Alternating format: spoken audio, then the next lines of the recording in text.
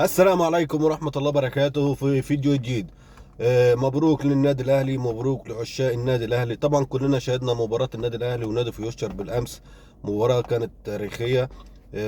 نادي فيوتشر عمل مباراة كبيرة. مباراة طبعا خلصت ب 4-2 للنادي الأهلي في الوقت الإضافي الثاني. طبعا كلنا شاهدنا المباراة وكلنا شاهدنا التصريحات اللي بعد المباراة. من ضمن التصريحات تصريح إمام عاشور.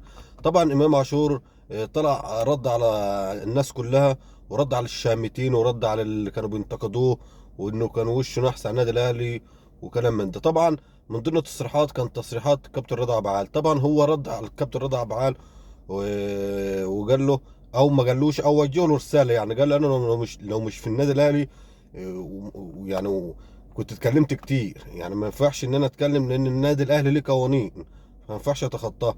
فقال انه هجاص، وانه يبطل هيص، وانه يبطل كلام عليه وبتاع.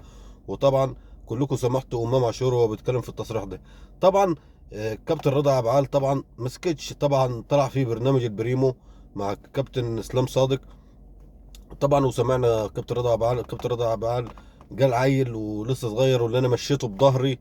هو عمره ما لو فضل طول حياته مشاه بوشه وبظهره مش هيمشي اللي انا مشيته. انا لعبت في النادي الاهلي ولعبت في النادي الزمالك ومهما مشي بظهري عمره ما هيوصل للي انا وصلت له. هو فعلا وشه نحس على النادي الاهلي، لان النادي الاهلي في خلال ما هو وصل للنادي الاهلي، النادي الاهلي خسر بطولتين. يبقى وشه نحس، وكمان 3 شهور هتشوفوا امام عاشور ده.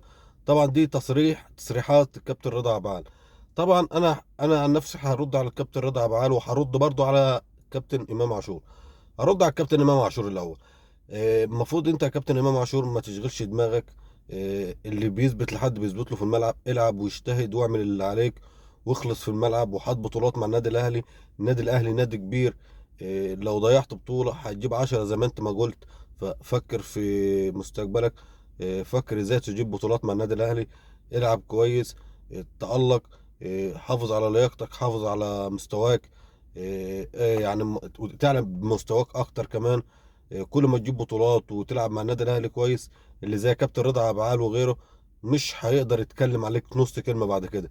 هيبقى وشه في الارض، سواء طلع في البريمو او طلع في اي مكان حتى. هيبقى وشه منك في الارض، مش هيعرف يتكلم عليك نص كلمه بعد كده.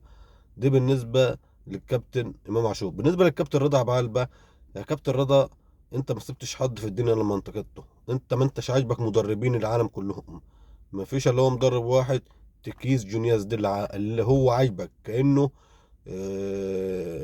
ده احسن واحد في العالم.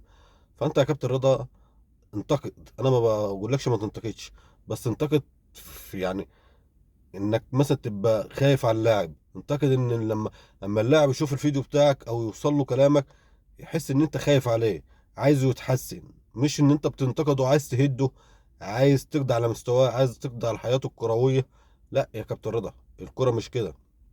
انتقد براحتك وقول اللي انت عايزه، بس في حدود الادب، في حدود ان لما اللاعب يسمع كلامك يتعلم من كلامك، ياخد من كلامك يعمل بيه.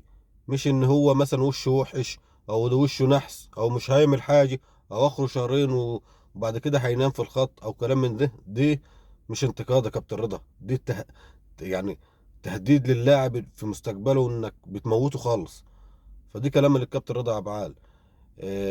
مبروك للنادي الاهلي، مبروك كاس السوبر. دايما ان شاء الله في بطولات قادمه كتير، ودايما النادي الاهلي معودنا على البطولات. وان شاء الله دايما كده معاكم في اي جديد وجديد. وما تنسانيش في اشتراك في القناه. السلام عليكم ورحمه الله وبركاته.